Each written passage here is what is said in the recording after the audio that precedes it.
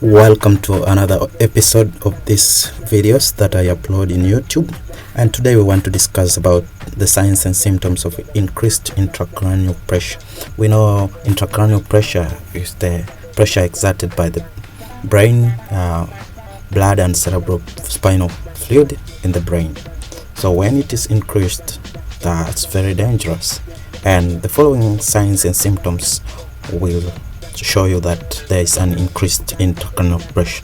And number one is level of consciousness. When it is decreased, usually the brain has a decreased level of consciousness because oxygen supply is decreased, and therefore the brain is suffering from hypoxia.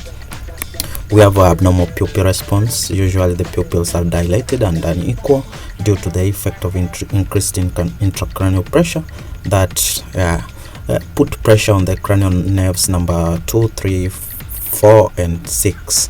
So these are responsible for eye movement, and therefore the eye doesn't respond well even to light. Its shape and size are usually unequal. Then you have headache because of intracranial pressure increase. There's a pressure in the veins and artery of the brain, and therefore we experience pain, which is translated as headache. And then we have nausea and vomiting. Usually this is due to vagus nerve response. So once vagus nerve experience pressure, it will tend to cause vomiting and nausea as a defensive mechanism, And then we have neurological deficits like numbness, speech, arm weakness, So these are due to intracranial pressure, because increased intracranial pressure, because the brain can't function well.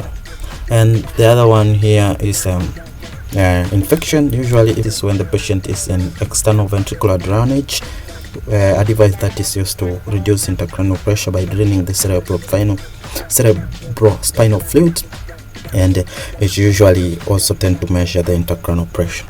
So that's also important. But the last one is the Cushing Triad, and Cushing Triad is simply the worst stage of increased intracranial pressure. Usually your patient will experience heart rate decrease, and once they have heart rate decrease, your patient will also experience widened pulse. So widened pulse, how does it happen? It happens when you have a variation in blood pressure measurement. Like you can have a blood pressure of 200, that's a systolic blood pressure, and then you have a diastolic blood pressure of maybe 50, you see. So this shows that there is a widened pulse, and this is a Cushing Triad. And then we have irregular respiration rate.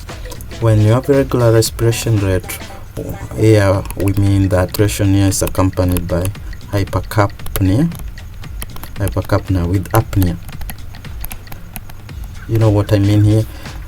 This is a situation where the patient experiences fast breathing, then it comes to a point, fast breathing, then it comes to a point where it stops, the breathing rate stops, and then it increases again. So there is a lot of sighs during breathing and stops, and also increase rate of breathing. So these three, the heart rate, widened pulse, and irregular respiration, these are so called the Cushing Triads, and they are the worst prognosis of increased ICP. When your patient starts having Cushing Triads, mortality rate is almost 70% for such patients. You need a quick intervention because this is a medical emergency. Remember, those are the signs and symptoms mostly for adults, and for children the signs and symptoms for increased ICP will be bulging fontanelle. You will see the fontanelle bulging, and then we have microcephaly, that is usually increase in brain size or head size.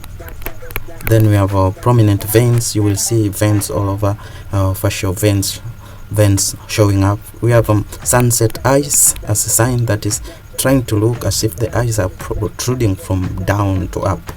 Then we have irritability here. The child might seem lethargic and not stable. And then we have decreased developmental stages, that is not growing as other normal children. Then you have poor feeding. The patient doesn't collaborate in feeding. And most common cause of increased ICP in children is sickle cell disease. Yeah, sickle cell disease. But otherwise, children do not experience so much about increased intracranial pressure. I'll tell you in the next video the causes of increased intracranial pressure. Thank you for watching my videos. Please do not forget to subscribe and stay tuned for the next videos.